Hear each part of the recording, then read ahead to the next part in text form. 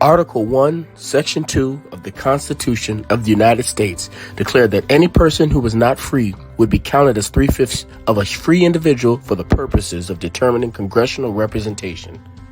The 3/5 clause thus increased the political power of slaveholding states.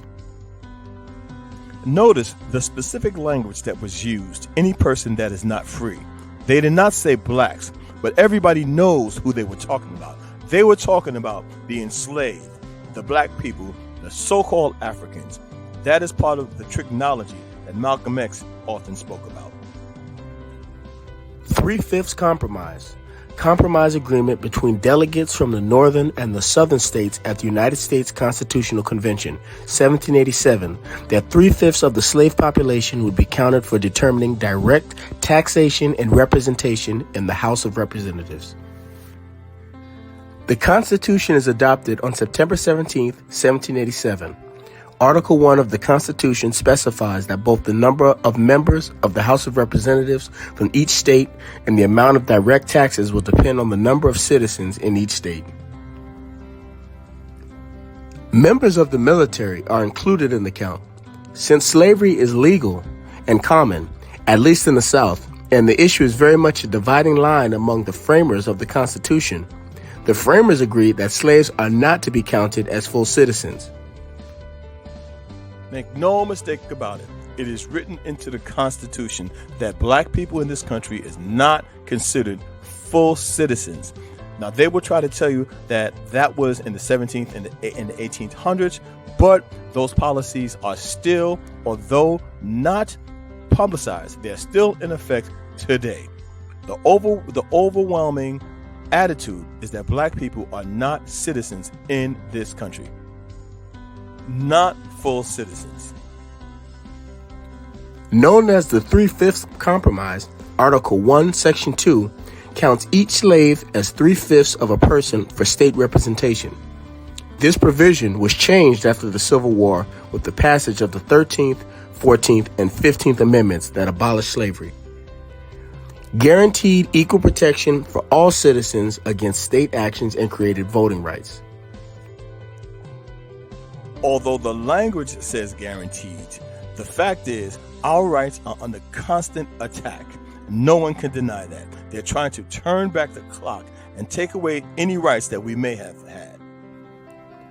One of the most difficult problems faced by the Constitutional Convention was how to apportion representation of the states in Congress.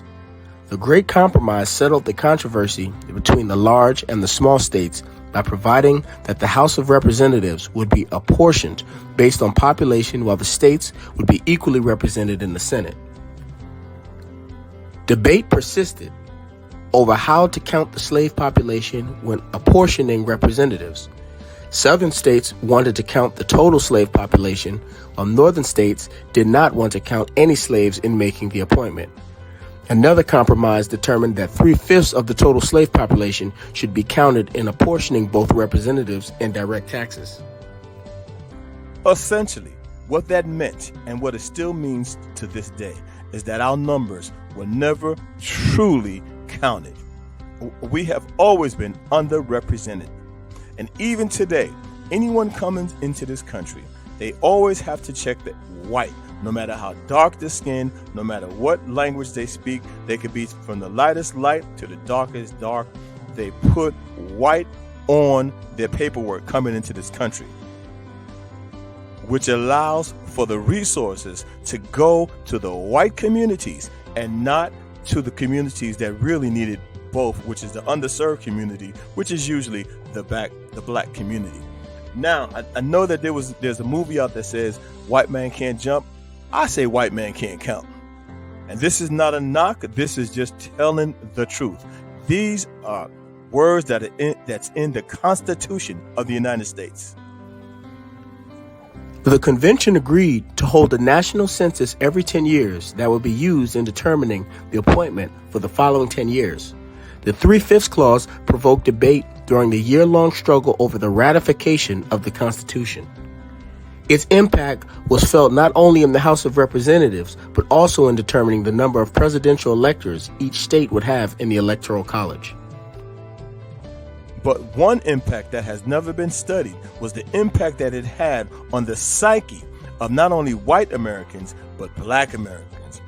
What impact did it have on the psyche of black Americans who were told that they only counted for 3/5 of a human? On one hand, you have the proponents of the critical race theory are so concerned about the psyche that it's going to have on the little white children. However, no one is concerned about the effects of the 3/5 compromise on black people in this country historically. The first U.S. Census Act became law on March 1st, 1790, and the census was completed by February 1792. The first Reapportionment Act became law on April 14th, 1792. It provided that after March 3rd, 1793, the House of Representatives will consist of one member for every 33,000 persons in each state, computed according to the rule prescribed by the Constitution. The following table lists the non-slave and slave population for each state taken from the 1790 census. The table also lists the total number of representatives for each state beginning in 1793 and how many of those representatives were the consequence of counting 3/5 of the slave population.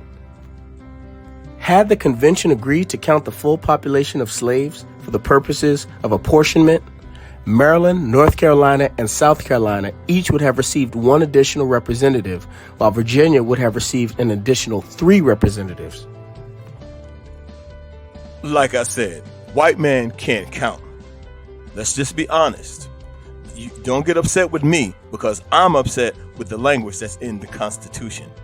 No, white man can't count. In the 1700s and early 1800s, scientists in Europe and the Americas studied race science.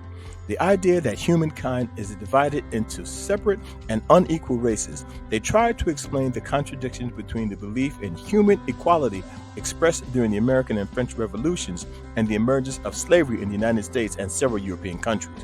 Prominent scientists from many countries built upon each other's conclusion. They included the following.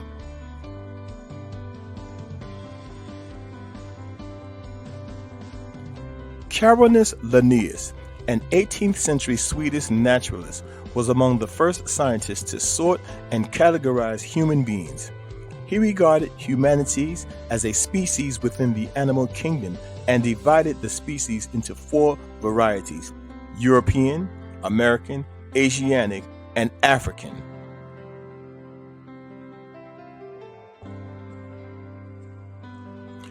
Petrus Camper, an 18th century Dutch professor of anatomy, believed that the ancient Greeks had come closer than any other people to human perfection. He used Greek statues to establish standards of beauty and ranked human faces by how closely they resembled his ideal.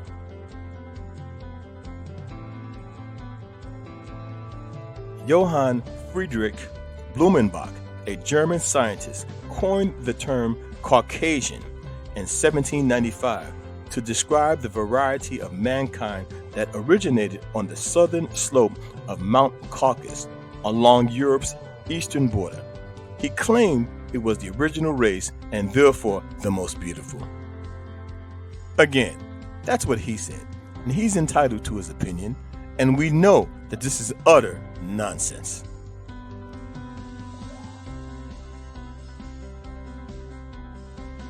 And then we come to Samuel George Morton, an American anthropologist. He theorized in the mid-1800s that intelligence is linked to brain size. After measuring a vast number of skulls from around the world, he concluded that whites have larger skulls than other races and therefore are superior. The opinions and the works of scientists like Samuel Morton gave racism legitimacy. Journalists, teachers, and preachers began to popularize their finding.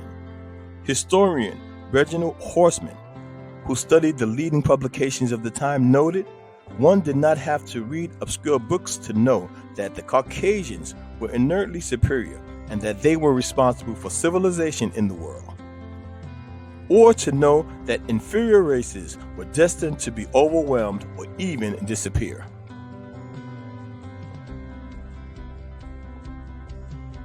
And not surprisingly, those who questioned Morton and others were ignored or marginalized. And then you had those like German professor Frederick Tiedemann. He attempted to replicate Morton's work during this period, but he could not reproduce the results. He also found no evidence for the racial hierarchy, a kind of racial ladder on which Caucasians always stood at the top and Africans at the bottom, that Morton had claimed to uncover. Tiedemann's work did not attract much attention. It was largely ignored or dismissed as unscientific. What a surprise! So his work contradicts that of Morton, which proves that Morton was nothing more than a sophisticated scientific liar. Now, isn't it ironic how all of the studies of that day came out to show how inferior black people were to whites? However, when you really do the DNA study, you find that black people are 100% human without the integration of Europeans. And you will find that the Europeans have more Neanderthal DNA and different types of DNA that the Africans do not have.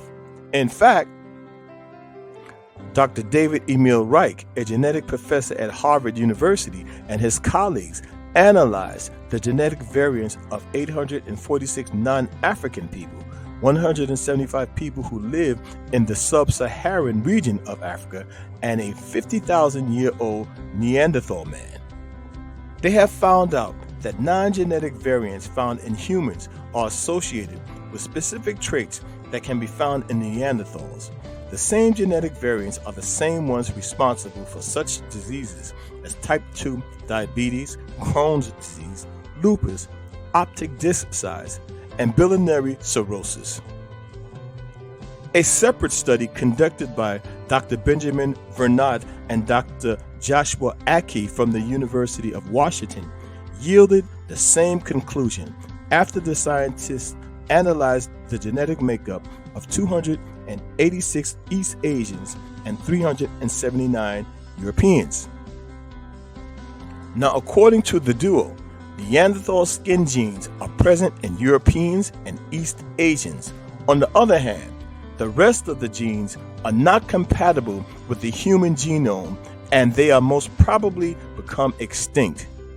In other words, it's a fancy word. It's a fancy way of saying that there is no Neanderthal DNA found in the so-called Africans or black people.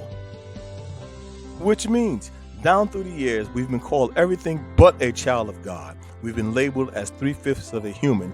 We were labeled as monkeys and subhumans. The fact is that the so-called Africans or the black people on this planet is 100% human. We have no Neanderthal DNA, no rhesus macaque monkey DNA, no DNA in our system that will suggest that we're anything but human.